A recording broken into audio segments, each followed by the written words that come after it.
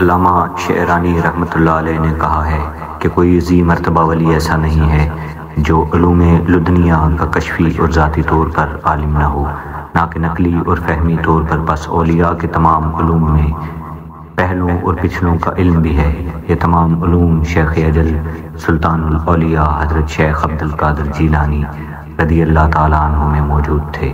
بیان الاسرار صفحہ 383۔ من جانب شعبہ نشر و اشاعت دربار قادریہ فاضلیہ بٹالہ شریف، فاضلیہ کالونی، فیروز پور روڈ، لاہور۔